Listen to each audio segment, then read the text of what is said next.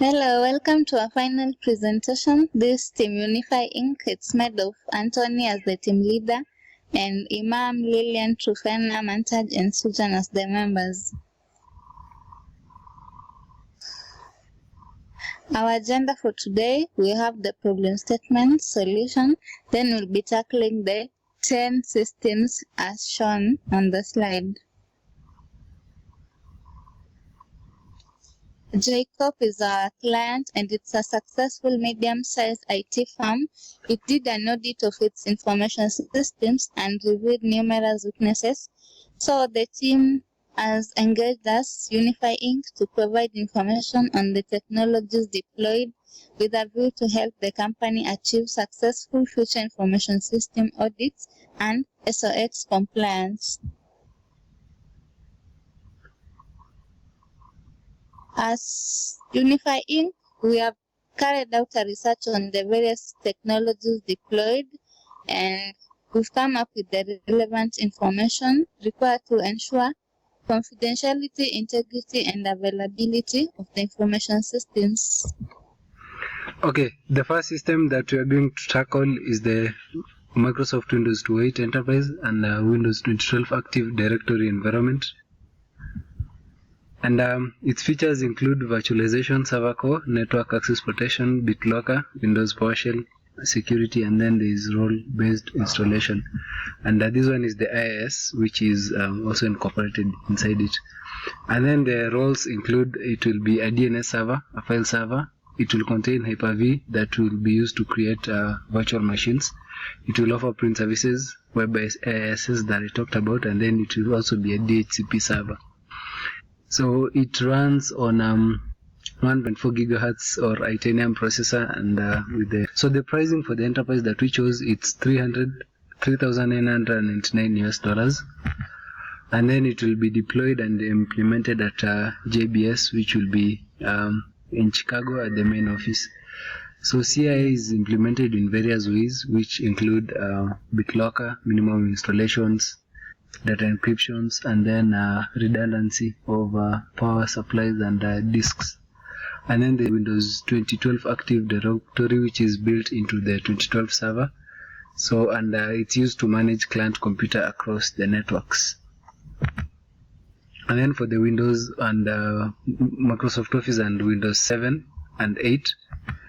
So this one is the Microsoft Office is a suite of Office applications, server, and services deployed by Microsoft, and it includes various items like the Microsoft Word, Excel, PowerPoint, Access, etc. And then the pricing, it goes for $149.99 US for the Office Home, and then yeah. The next one is Microsoft Exchange Server 2010. Then it's a version of Microsoft messaging platform that replaced the Exchange Server 2007. Next. Then we have the product features. We have the personal archive. We have the role-based access control.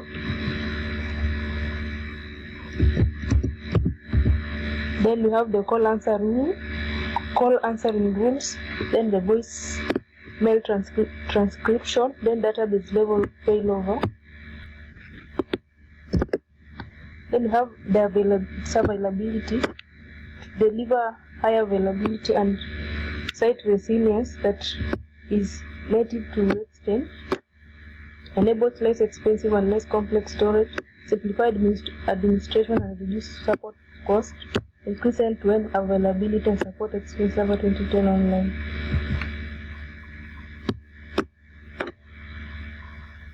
Then we have the anti-spam and antivirus functionality, and lastly, the secure by default.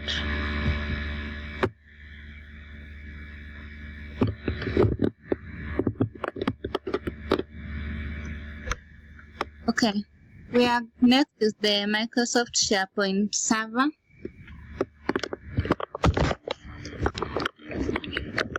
It's a server-side application structure that binds client-side output into manageable, searchable, and accessible information, and enables a websuite site to provide document information sharing, where we have templates that work groups can share documents, calendars, announcements, and postings. We also have it allows the building of internet, intranet, and extranet portal environments, runs on a Windows operating server or Windows server operating systems, and then it provides IT professionals and developers with the platform and tools they need for administration, application extensibility, and interoperability. So it has the following features and functionalities. We have business intelligence, where we get Excel services, KPIs, stroke dashboards, and role-based My Sites. Collaboration. Under collaboration, we can publish documents, tasks, lists, wikis, blogs, Outlook sync, and we also have Gantt charts. We have portals that include enterprise portals and My Site. We also have the search functionality, where you can search for people, content, and expertise. ECM, we can create and manage documents, records, and web content. That is, ECM is enterprise content management. We also have slide libraries. Then the last one is business processes and forms, where we can create workflows, application templates, and info platforms. And then we have the Cisco Nexus 7000, which is designed to meet the changing requirements of a network, and it's part of the foundation of Cisco Unifi data center architecture with end-to-end 10 gigabit Ethernet switches that scale beyond the 15 terabytes per second. So it's used to provide modularity, high availability, and integrated resilience.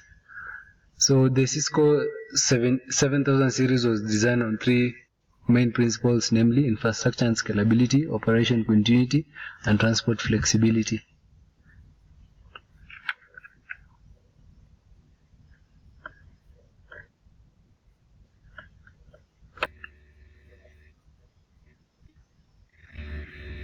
Next is Cisco SA500X with firepower services.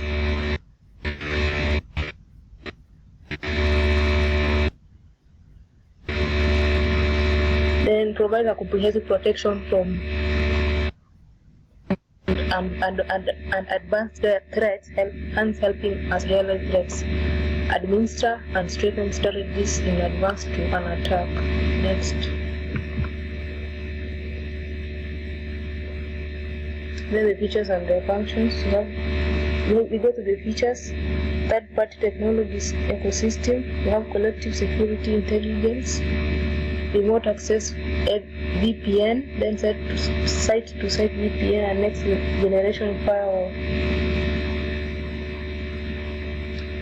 Then the security.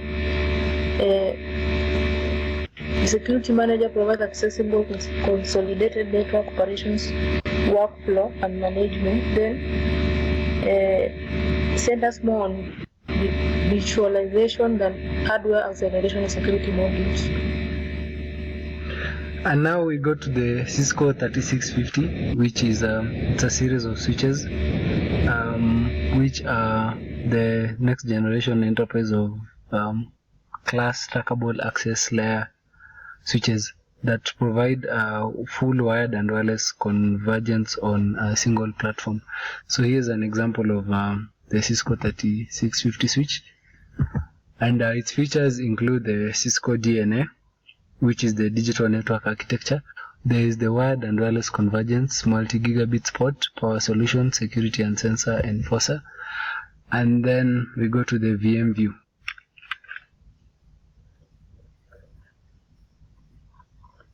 VMware View is VMware's virtual desktop infrastructure, which runs a desktop on a user's thin client or a PC. So we have the overview. With VMware View, we have the cloud infrastructure, we have IT control, we have end user freedom. So then we have a composer on the bottom right and a parent image. We have a view manager. Then because it's a virtual, we have virtual desktops that are linked to it, to the server. We could have laptops and desktops, both are connected. They have an access to the VMware vSphere. So on cloud infrastructure, we have a vSphere desktop and a vCenter desktop. Under IT control, we have View Manager, View Composer, View Persona Management, Thin App, and View Shield Endpoint. On End User Freedom, we have PCO, IP, View Clients, Local Mode Optimization Controls, Continuity Services, and Media Services. So the benefits of VMware View, we have End User Freedom. You have My Cloud on the go. You can access the documents from remote places. We also have IT control. Your work and your data is secure. You control it from wherever you are. Then cloud infrastructure, it's always on, it's always responsive. It's always available anywhere you are. So there are reduced costs and increased agility. Next is the IBM AS/400.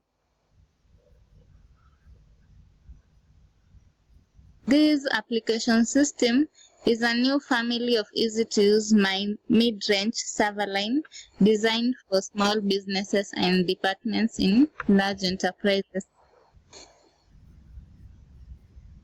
Features, we have a high integrated level, object orientation, relational integrated databases are also available on this one.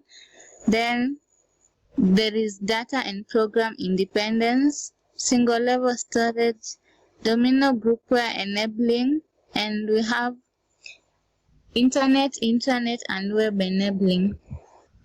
Go to the Commvault Simpana version 11, so which got its name of Simpana because it provides installation of files and services, and it packs updates in a single installation package.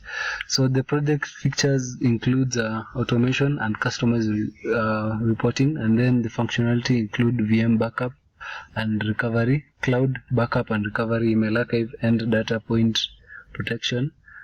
And at JBS it will be deployed at the main office.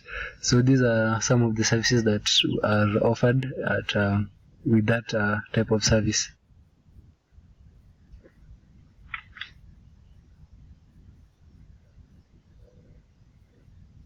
Okay, our last part is the technology impact of the Sarbanes-Oxley Act. So this SOX Act is mainly aimed to protect investors from the possibility of fraudulent accounting activities by corporations. So it affects two major departments. We have the security and IT architects with a practical experience in identity and access management processes and technologies. Then the other part is the audit, finance, legal, and compliance professionals. So this act, it has strict reforms mainly aimed to improve financial disclosures from corporations and prevent accounting fraud. Next. So that was the end of our presentation. Thank you for your time and attention.